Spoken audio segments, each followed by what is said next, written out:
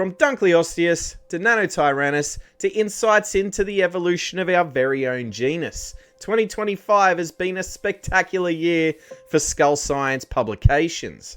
In this video, I'm going to break down some of my favourite papers to come out this year.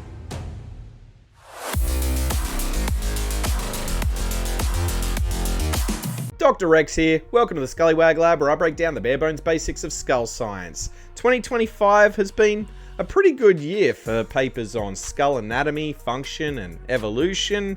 So I'm going to go through some of my favourite papers to come out. Why don't we kick this off with a look at some of the early aquatic gnathostomes. 2025 gave us a really important reappraisal of jaw muscles in coelacanths. And when I say reappraisal, I mean a near complete overhaul. Alessio Dittovo and David Johnson showed that several jaw muscles traditionally identified in coelacanths were misinterpreted or incorrectly homologized, while also identifying previously unrecognized muscle complexes. This is a big deal because it potentially forces revisions of long-standing models of early gnathostome jaw evolution.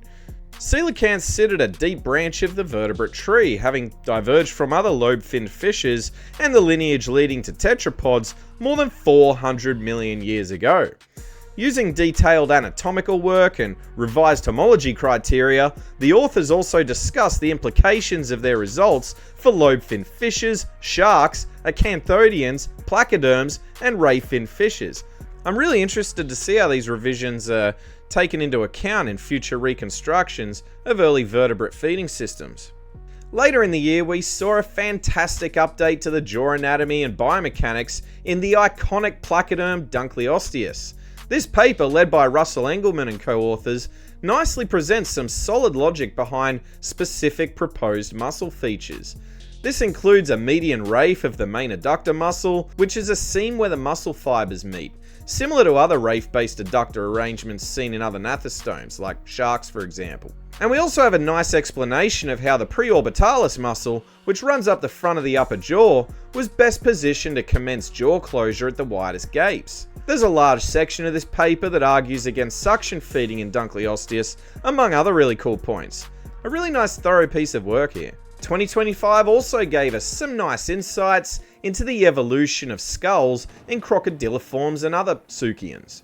This Proc B paper by Nanotyrannus and co-authors used finite element analysis, and you can see a video in the link in the top corner for the basics of how this method works, to show how ecology has shaped skull evolution in crocs and their relatives. In particular, there was a focus on terrestrial versus aquatic environments. Terrestrial extinct crocodiliforms were free from hydrodynamic constraints and evolved shorter, deeper skulls that are more efficient at resisting feeding-induced stresses and transmitting bite forces. In contrast, aquatic and semi-aquatic species evolved flatter skulls that reduce drag but are biomechanically less efficient for feeding.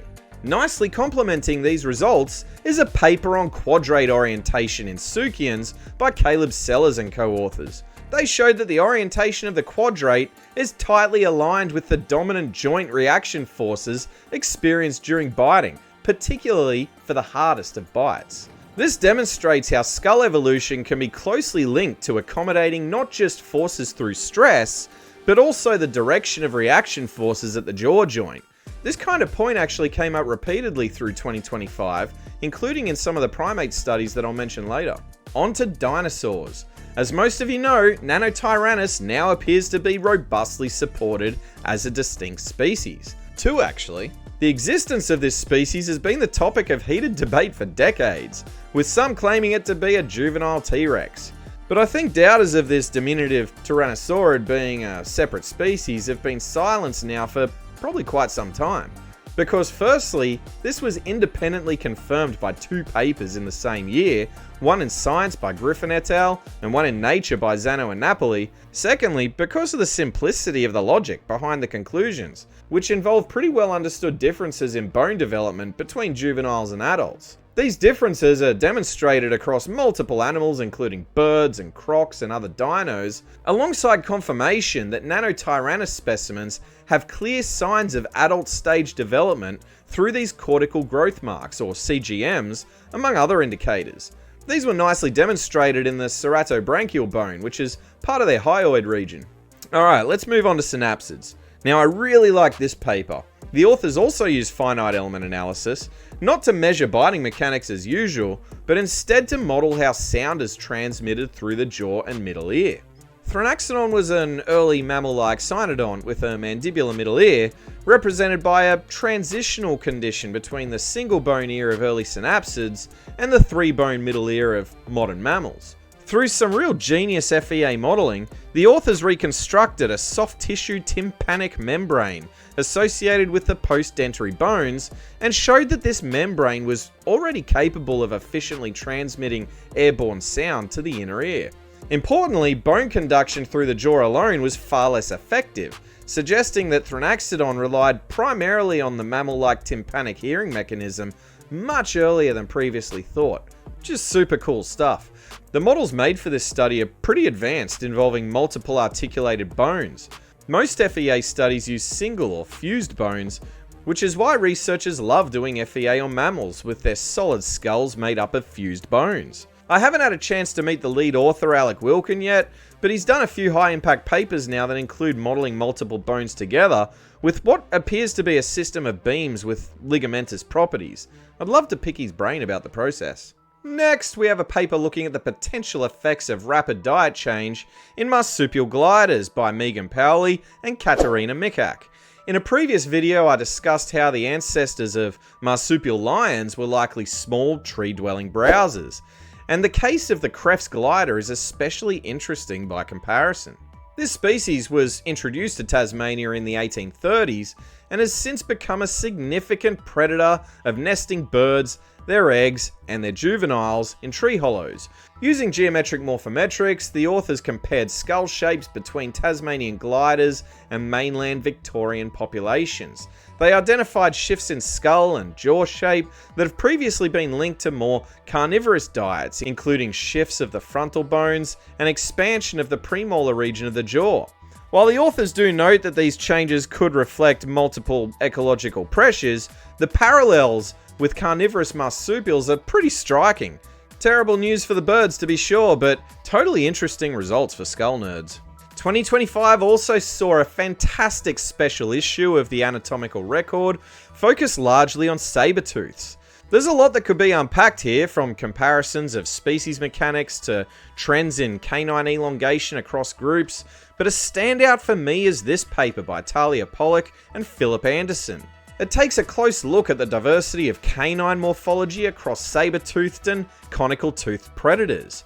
What makes this such a standout for me is that it highlights a continuum of canine forms, rather than discrete saber-toothed types, and this continuum spans multiple potential killing strategies, from the classic canine shear bite model to forms more consistent with the clamp and hold style of predation. Together with other papers in this special issue, it reinforces this idea that oversized canines were likely used in multiple different ways across saber-tooth lineages. Next up, we look at bats. This paper by Delaney Gilly and colleagues explores how rostral flexion, which is an early skull reorientation linked to echolocation, may also have constrained or guided later skull evolution and dietary diversification in bats. Rostral flexion, which is essentially the degree to which the face is upturned or downturned relative to the brain case, is strongly linked to echolocation mode, but such extreme changes would also have obvious consequences for biting mechanics. The authors showed that extreme rostral flexion can reduce biting efficiency, especially during bites on one side of the mouth, while bilateral biting can partially offset these problems in some skull shapes. This suggests that the demands of echolocation might have impacted both feeding performance and the associated evolution of different bat lineages. Just like the Croc study earlier, this work highlights how skull evolution is often shaped by trade-offs imposed by other strong selective pressures like echolocation and hydrodynamics, and how these interactions can help explain the diversity of skulls we see today. Next, a paper about lemurs. This study hypothesized that smaller lemur species would have more similar skull shapes due to strong size-related constraints. In particular, the need to accommodate relatively large eyes and to maintain sufficient bite force despite having smaller jaw muscles. As I've covered before, if bite force depends on both muscle force and mechanical advantage, then smaller species are predicted to rely more heavily on skull geometry to achieve adequate bite forces, whereas larger species can more easily generate bite force through larger muscle mass alone.